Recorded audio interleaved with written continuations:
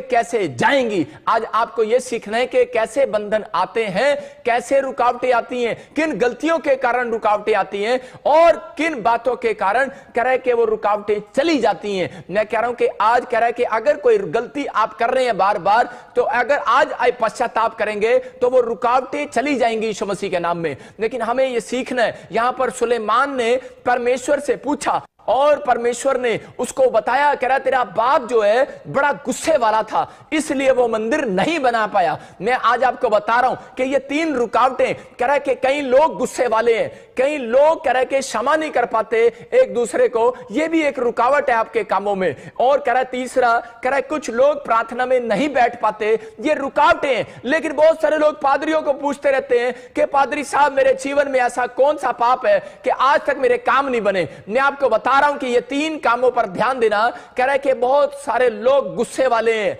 दूसरा कह रहा है कि बहुत सारे लोग कह रहे इस बात के लिए कह रहे क्षमा नहीं करने वाले, एक दूसरे को हम क्षमा नहीं करते, इसलिए आपके कामों में रुकावटें 100% होंगी। चाहे आप किसी भी अनॉइंटेड प्रॉफिट से या कोई अनॉइंटेड पास्टर से और प्रेयर करा लो, तो परमेश्वर का आत्मा बोल रहा है, परमेश्वर का आत्मा बोल रहा है आपको कि आपको क्या करना है। परमेश्वर का आत्मा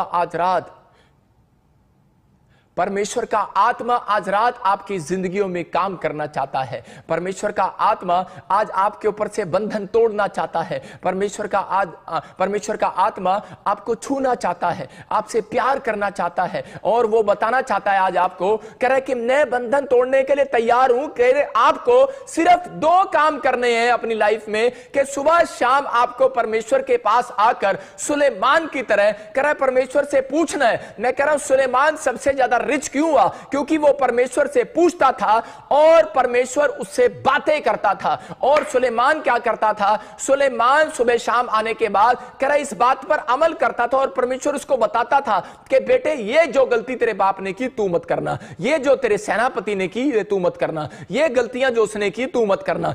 आज आपको नोट करना है इस वचन के अंदर कि ये गलतियां मेरे से कहां से हो रही है। दाऊद ने अपने जीवन के अंदर मतलब कि जब उसके घर में कह कि अकाल पड़ गया, मतलब जब उसके देश में उसके राज्य में अकाल पड़ गया, तो उसी समय वो परमेश्वर से पूछने के लिए गया कि मेरे देश में पहले साल भी अकाल आया, दूसरे साल भी अकाल आया, तीसरे साल भी अकाल आया और कह रहा कोई ना कोई चक्कर तो है। अगर आज आपके जीवन में मतलब कि पिछले साल भी कह रहा इस महीने में रुकावट आई थी, अगले साल भी रुकावट आई थी, तो आपको परमेश्वर से पूछने की जरूरत है। और यहां पर जब वो पूछने के लिए गया तो परमेश्वर ने उसको बताया, बोलता है कह रहा कि तेरे घराने के अंदर, तेरे कह रहा इजराइल के अंदर शाऊल ने कह रहा कि गिबोनियों को मारा। इसका मतलब कह रहा कि मेरी आज्ञा को तोड़ दिया, इसलिए मैंने इनके ऊपर विपत्ति डाली है, इसलिए इनके कामों को मैंने रोक दिया है। इसलिए बहुत बार कह रहा है जब आप परमेश्वर की आज्ञा को तोड़ देते हैं, इसलिए आपने मकान बनाना स्टार्ट तो किया था लेकिन आपका मकान वहीं रुका पड़ा है। आपने बिजनेस के लिए प्लान किया तो था लेकिन बिजनेस वहीं रुका पड़ा है। आज लोगों के घर में कह रहा बांझपन है, आज शराब है, प्रॉब्लम्स है, कह रहा आज भी हल नहीं हो रहा। मैं कह रहा हूं कि अगर रुकावटें कह रहा नहीं जारी तो लेकिन कारण क्या है? बहुत सारे लोगों को कारण भी पता लग जाता है क्योंकि बाइबल आपके कारण का उत्तर देने के लिए भरी पड़ी है भाई साहब। लेकिन आपको पता है कारण क्या है, लेकिन आप उस कारण के अंदर एक जगह फंस जाते हैं। आप जब दूसरों को बसाखी बना लेते हैं अपनी, तो कह रहा है कि उस समय फंस जाते हैं। यहां पर दाऊद भी कई बार अपने आप को कह रहा है कि दाऊद समझता था, दाऊद ने कभी अपने जीवन को बसाखी का सहारा नहीं लिया। मैं आपको बता रहा हूं कि दाऊद अपनी प्रार्थना को खुद करता था। बहुत लोग क्या करते हैं कि अपने आप को कह रहा है कि जब वो जॉब के लिए जाते हैं तो वो अपने मां को बोलते हैं, अपने बाप को बोलते हैं कि मेरे लिए प्रार्थना कर दो। वो अपने पड़ोसियों को बोलते हैं, चर्च में जाते हैं तो विश्वासियों को बोलते हैं मेरे लिए प्रार्थना कर दो। आप लोग प्रेयर रिक्वेस्ट भेजते हैं, इसका मतलब क्या है? मतलब कि आप प्रेयर रिक्वेस्ट भेज सकते हैं लेकिन आप अगर दिन में अपने लिए खुद प्रार्थना नहीं करते,